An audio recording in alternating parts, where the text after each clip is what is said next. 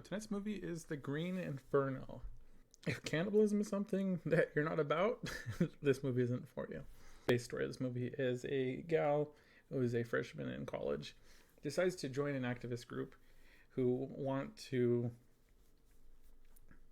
go on a trip to the Amazon and protest people basically destroying the Amazon for supplies like wood and so on and so forth.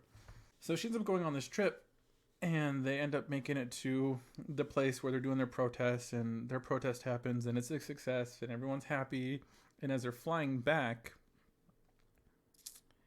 the plane crashes, and they're stranded in the middle of the Amazon. Some people die in the plane crash, some people survive, and then they are captured by cannibals in the Amazon and are now on the menu for these cannibals. The movie's definitely graphic and gory, so if that's something that you're not about, just steer clear of this one, straight up.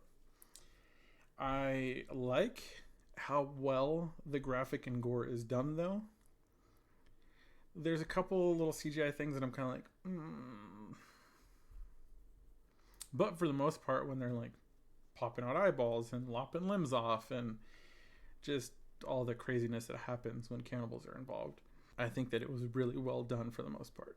The one thing that I really just have a gripe about, and it's not terrible, but it's not great, is like these like fire ant type things. I mean, they're just ants, and they basically swarm this guy's body and start just attacking him. They just looked a little bit too CGI, especially with how good the rest of this movie looked. It stood out really bad, kind of like the tree in the mist. Just it's that one off. I'm gonna let it slide. That's the only thing. This movie is just chaos, just straight up and down. There's a couple things that I'm really confused about. Maybe I'm just not understanding properly with like the ceremonies and everything of this tribe, where especially just one scene, I'm not sure what exactly. I mean, I guess I kind of established that the main lady of this tribe, she's an older gal.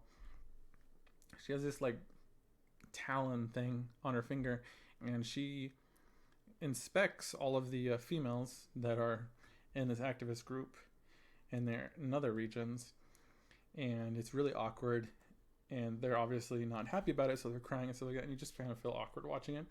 But one of the girls, she kind of does her little finger thing and then ends up pulling out blood, and then this big ceremony happens because of this girl. So I don't know, have something to do with the fact she's on her menstrual cycle. I'm not sure. That's why I'm saying it's a little confusing, some things. People are trying their best to escape the situation. One of them tries to get away, and it doesn't ever really show what happens to her. But then suddenly she's dinner one night, so okay.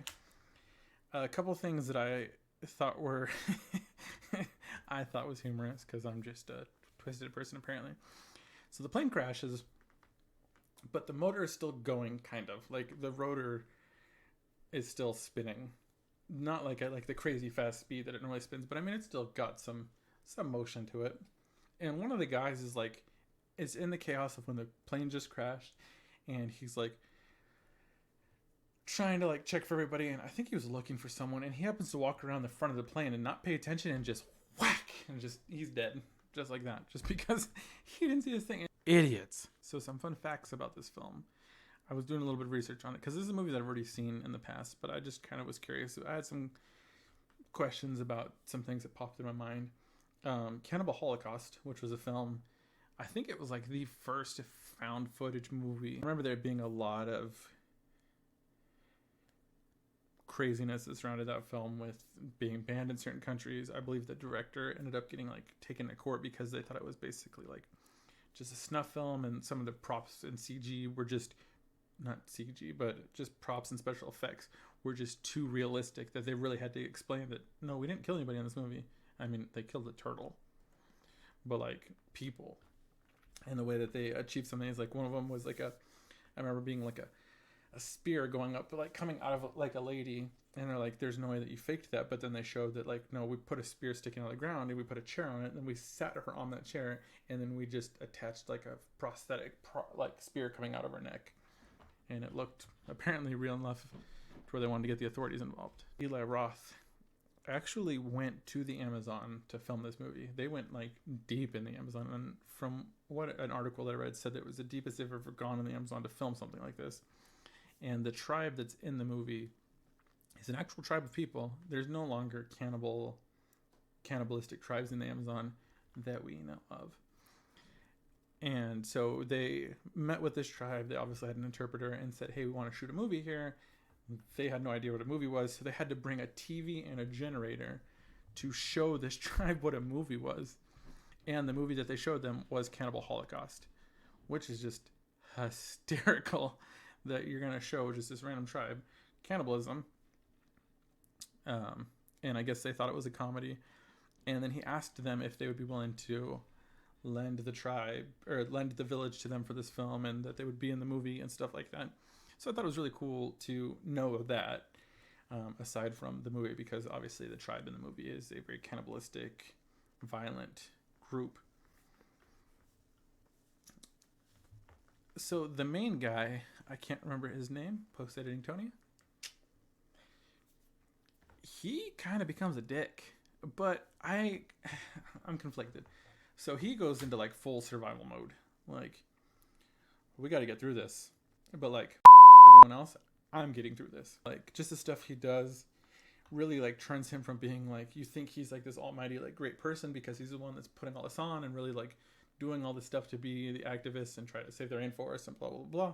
And turns out he's just like, I don't want to say scum of the earth, but basically scum of the earth, because he even like stabs Junie Cortez, because that's the only thing I know him from, Spy Kids, in the back so he can't escape, and then ends up basically just getting him killed.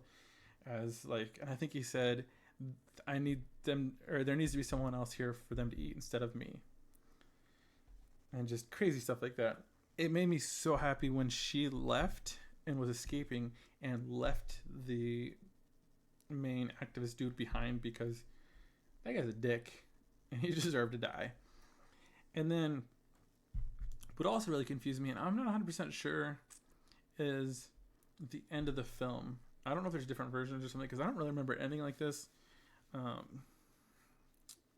I don't. The girl gets back. She's fine. She's going through this like interview process at her college or something like that, and like explaining everything that happened. And she never mentions the cannibalism. She never mentions the horrific things that happened to everyone. She basically said everyone just died in the plane crash, and I was trying to survive, and then this village found me, and then they brought me to freedom, which is not what happened. So I don't understand that ploy of the film. So all in all, the graphics, the story, and the way that it plays out, I thought were really good. The ending, I was kind of, I mean, I'm glad that somebody got away, but then just that whole, like, oh, they didn't do anything to me. I'm just kind of like, yeah, they did. So for this one, I think I'm going to go with an 8. Just because there wasn't really a whole lot of crazy story to this film. It was more like shock and awe, but also wasn't a bad story either. I just wasn't like over the moon. Like, this is one of those movies that I'm like, this is one of the greatest movies I've seen. But I definitely recommend it. Like I said, it is very gory. It is very graphic. And it gets pretty intense. So do with that what you will.